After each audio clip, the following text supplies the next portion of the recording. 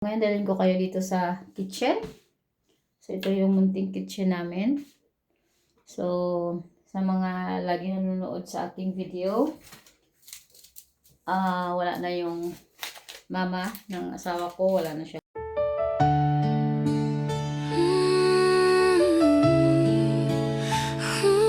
Worth to wait. 10 long years I held on tight every night. Distance tried, but love stayed strong. Kay Lord, di kami pinabayaan kailan na. Each year, through every call, God's grace carried. When time tried to break our plan, He showed it.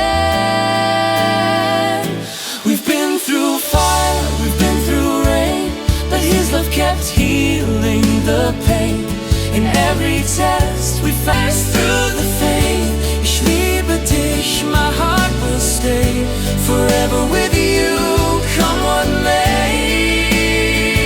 God wrote. Mama, wala na siyang papa.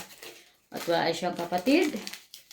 At siyang solo lang talaga dito sa bahay. So, in short, wala akong dapat pakisamahan or hindi na pakisamahan. Kumbaga walang ibang tao. So, kami lang talaga dalawa. So, for me is so easy, and kung mayroon man siyang kasama sa bahay or mama o something, kapatid, I think I'm not, alam ko naman makisama kasi so ganun, no. Lumaki naman tayo na marunong makisama, and matagal tayo sa ibang bansa, so hindi tayo nagtagal sa ibang bansa kung hindi tayo marunong makisama, in short. So, syempre, pag bago ka dito sa Germany, ano ba yung mga curious na tanong? Ano ba yung una-unang medyo mahirap? So, sa akin siguro yung, kasi pagdating ko dito, hindi ko na-expect na napakainit. Alam ko naman na mainit, pero, nako, talagang sinulong namin yung init sa gala. So, parang sa Maynila ay todo tayo payong, di ba? Parang mahiya ka dito magpayong. Ay, walang may nagpapayong dito. So, wala. Yun yung unang sinubok sa akin yung init. So, dahil syempre, Pinay tayo, at nilagay ko na rin sa utak ko na gusto nila yung brown na color. So, sabi ng asawa ko, I must be thankful daw dahil brown yung kulay ko, dahil marami daw gusto wag pa brown. So, yun na lang din yung motivation ko na, okay, sige, magpainit na tayo. Maggora na, gora na. Ayun, so, everyday kami lumalabas. Maghanap ako ng tubig. Tika lang. So, una-una yung init, sinulong natin, and then, ano pa ba, ang parang bigla akong gusto ko uminom ng tubig dito sa gym. Nagulat ako kasi yung tubig nila may gas. As you can see. See? Yung humingi ako ng tubig sa asawa ko, sabi ko, I need to drink water. Binigyan niya ako ng ganito. Sabi ko, ano to? Di ba? Kung naririnig nyo. Oh. So, yun. Nalibago ako dito sa tubig. Sabi ko, I need water. Water talaga, na tubig talaga. Kasi parang hindi ako satisfied dito. Kasi parang Sprite siya. They call the sparkling water. So, sabi ni Zonky, ano daw, much better daw to sa tubig lang na, pag sa atin kasi parang distilled water yata ito. Yun, parang ganun. Pero parang hindi ka satisfied kasi para siyang Sprite.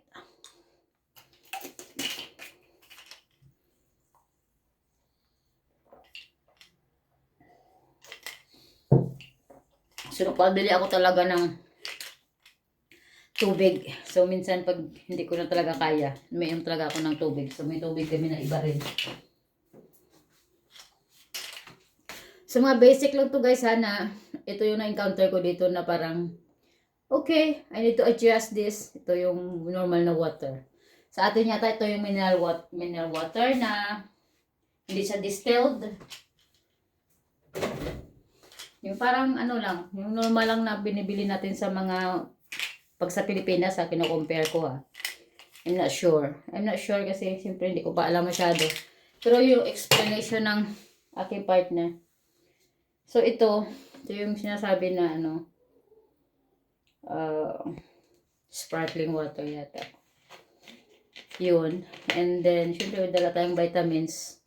Kasi ayaw naman natin na pagdating natin dito magkasakit tayo tapos mag-a-adjust tayo ng mga kung ano-ano dyan. So, kailangan natin yan. So, second, ano ba?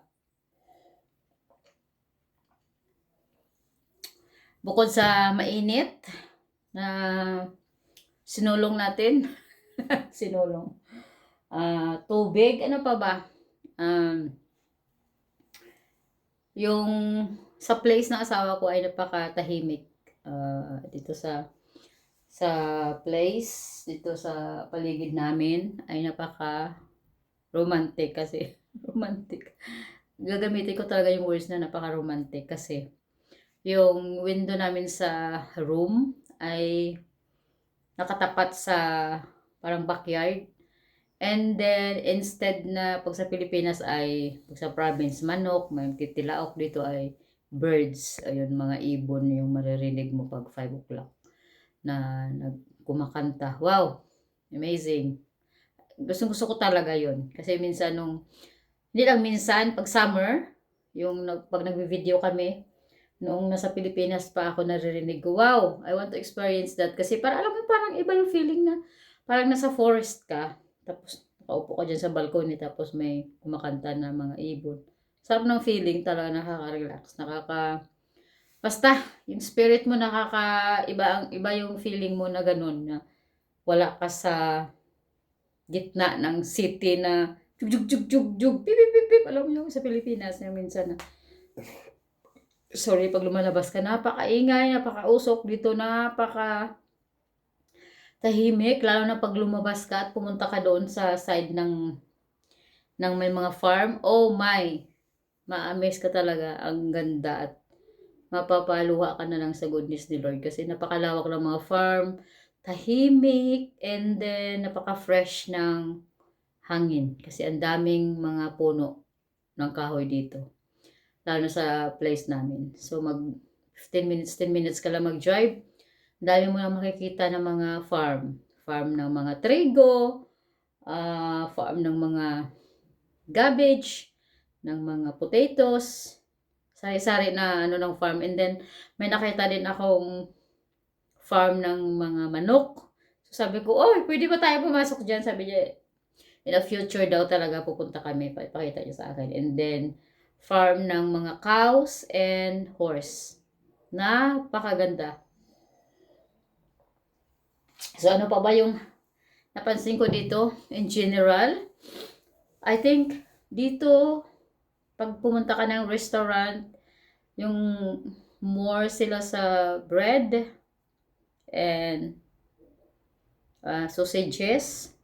And then yung bread nila ay, yung palaman ay fish. Parang gano'n. Parang yun yung napapansin ko. Sabi ko, bakit? Parang lahat na lang yata ng mga palaman dito, parang may fish talaga. And most of the, I think German, I don't know lang, no? Kasi sa ako more siya sa mga smoke. Here, dito sa Germany, parang napapansin ko parang more sila sa smoke food, smoke fish, smoke pork, yung gano'n. Kasi siguro para sa pag mag-winter, I don't know. Or maybe kung sinong nasa Germany dyan, ganon yung napapansin ko. And then, yung mga, most of the German, and of course, asawa ko rin napapansin ko, hindi sila, low-key lang sila. Alam mo yung parang hindi sila magarbo. Kasi kinu-compare ko yung, syempre sa galing ako sa Pilipinas. And then, ano pa ba? Hindi maingay sa mall. Para ako lang natang maingay. Parang, alam mo yung parang, pagdating ko dito, parang parang na-guilty ako ba? Yung parang, feeling ko ang ito yung sinasabi ng friend ko. Ito yung sinasabi ni Biani na magiging very good daw ako dito pag dito na ako kasi Dahil nga sa asawa ko hopefully, magiging mag-slow down. Kasi iba yung buhay dito. Siyempre siguro, kasi nga wala pa akong work, pero pag mag-work na siguro ako. Pero I think, hindi mag-change kasi depends kasi yun sa kasama mo rin or sa surroundings mo and how they live every day sa work nila, paano sila mag-manage ng time, paano mag-manage ng mga bagay, mga anong problema, paano mag-manage. Siguro hindi ko lang alam, no? For now, yun lang yung talagang ma-share ko na I'm good here and may mga konting adjustment lang sa weather lang siguro. So food naman, wala naman akong problema sa food kasi yung asawa ko nagluluto. Tsaka kahit doon siya sa kahapon sa work, tatanong na niya ako kung ano daw yung dinner kasi magbibili daw siya. Meron namang pagkain dito na pwede lutuin pero hindi ko alam kung type niya, yun ang inaano ko na. Gusto ko pag magluto ako, gusto niya rin. So, kung magsabi siya na siya magluto, siya magluto pagdating. So, prepare ko na yung kung mayroong babalatan dyan. So, yun lang. And, very peaceful naman dito sa bahay namin. Sabi ganun. And we thankful talaga kay God sa mga miracle na ginawa niya sa buhay namin. And praying na after my appointment in the, Oslander Bihode, makuha ko yung next na steps, makuha ko yung aking card.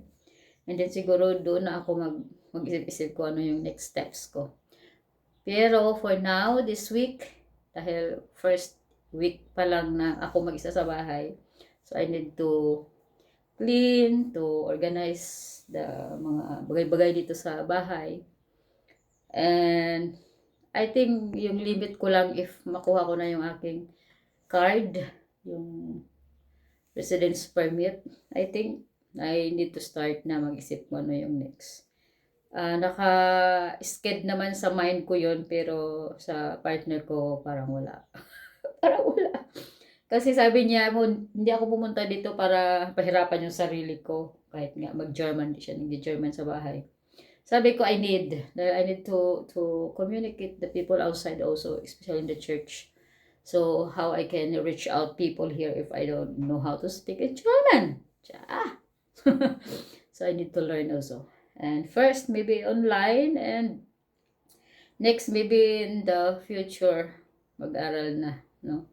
So, for now, ganun lang muna, and thank you sa mga prayers, and thank you sa kay God na binigyan niyo tayo ng opportunity na this is a privilege to have this kind of experience sa ibang bansa ulit, no? After ng Asia na working era, ngayon ay full-time wife. So, may ganun. Pero hindi pa rin matanggap, no? na may asawa na. So, yun lang siguro guys, no?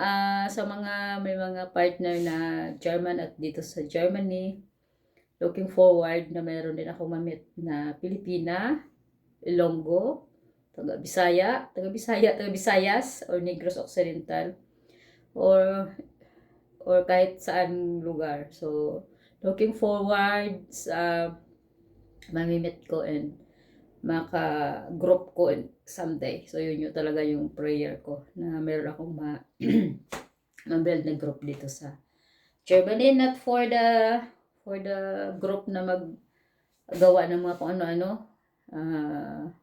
Praying na for Bible group or Bible study group. So, yun talaga yung desire ko. So, yun lang muna guys yung ating video for today. At thank you sa mga nanood. Thank you sa mga nanatili na nanonood sa aking mga videos na mahahaba. Kasi yun lang talaga yung purpose ko na may share. Yung buhay dito sa Germany.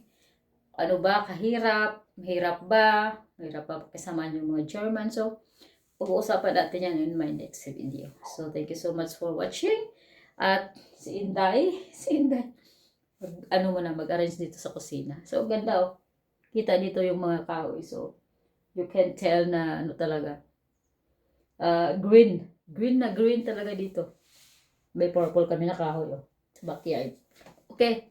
So, yun lang muna for today's video. Thank you so much. At sa mga di pa nag-subscribe, please subscribe, like, share, comment, and don't forget to hit the notification bell para updated kayo sa ating mga video. So, ang taba ko na. Ayan. Dahil almost 1 month na kain. Pero babalik sa normal kasi ako lang dito mag-isa, di ako magluto. Hindi ako kakain. So, sige na. Bye-bye!